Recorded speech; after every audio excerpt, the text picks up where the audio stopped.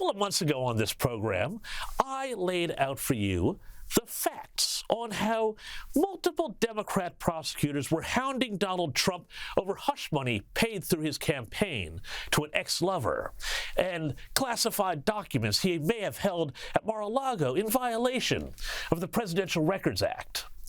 And I said to you that, well, none of that's great when you compare it to the way Joe Biden and his family, the family in power, had been essentially allowed to skate on what appears to be what any honest observer would call a sleazy scam to sell access to foreign entities.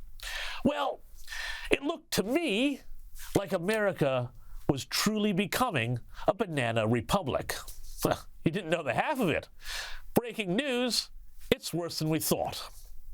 House Oversight Committee Chair James Comer has released a letter documenting what would appear to be the guts of the Biden influence peddling operation.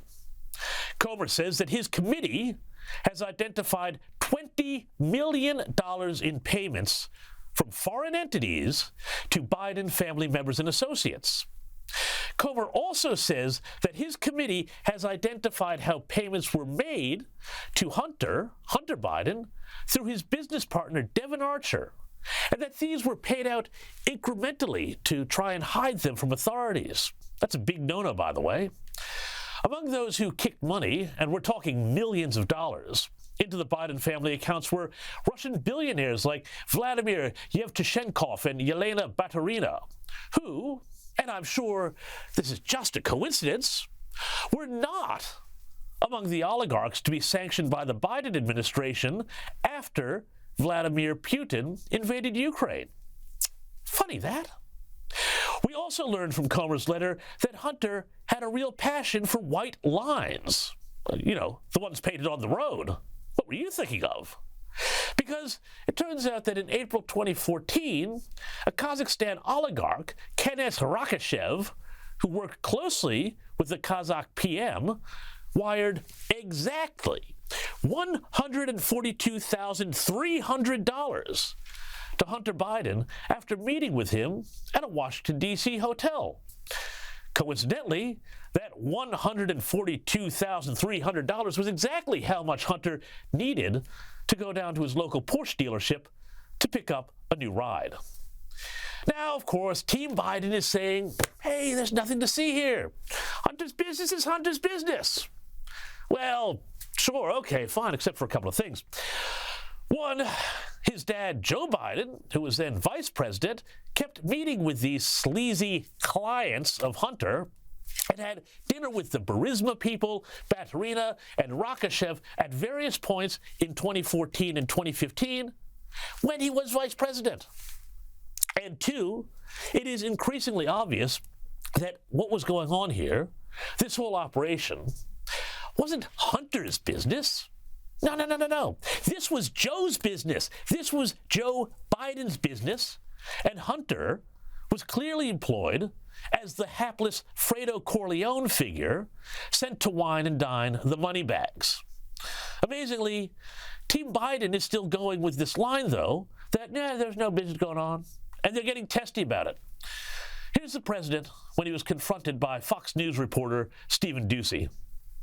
There's this testimony now where one of your son's former business associates is claiming that you were on speakerphone a lot with them talking business. Is that what? Never talk business to anybody. And I knew you'd have a lousy question. Well, why is that a lousy question? Because it's not true. And here's White House flack John Kirby. But the question is, was he allowing his presence, on speakerphone to speak volumes? Was he allowing that presence to say, this is my son, he has access to me, while he's talking to Ukrainian businessmen, Chinese businessmen, Russian businessmen, after the invasion of Crimea, as Katie Pavlich just pointed out? I just don't know how many times he's going to have to say no to the same question. And he said it consistently. He's been consistent about this. There were no discussions about business with his son or his son's business partner. As someone who has spent a lot of time in and around the media, I was particularly amused by Elizabeth Warren. Remember her? Doing what is known in the business as a classic block and bridge response. I'm talking about Joe Biden making tens of millions of dollars because of their closeness to him, that can't be something that you like. That can't be something that you're comfortable with as a phenomenon. We've got a United States Supreme Court where people take gifts and don't even report them. Great subject change there, Senator, and amazing, frankly, that question was even asked on CNN. Kind of wonder if the poor host there is going to get called into a chat with HR. So the big question is then, where does all of this go? The great debate within the Republican side of politics is whether to impeach Biden. Pressure is growing on House Speaker Kevin McCarthy to move on this. But there's also a sense that after the Trump impeachments, the whole process has lost its weight, become just a partisan parliamentary motion akin to a protracted no-confidence motion that happens in a Westminster system.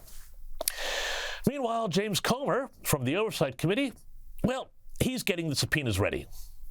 This is always going to end with the Bidens coming in front of the committee. We are going to subpoena the family. I mean, we're putting the case together to win in court.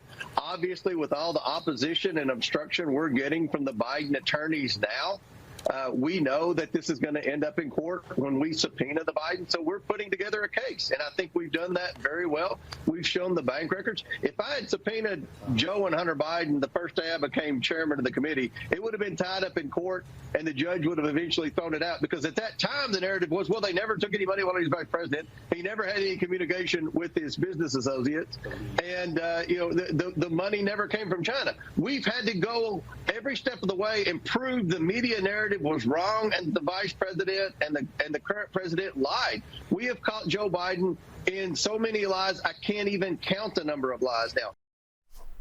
Well, as they say on Twitter, buckle up.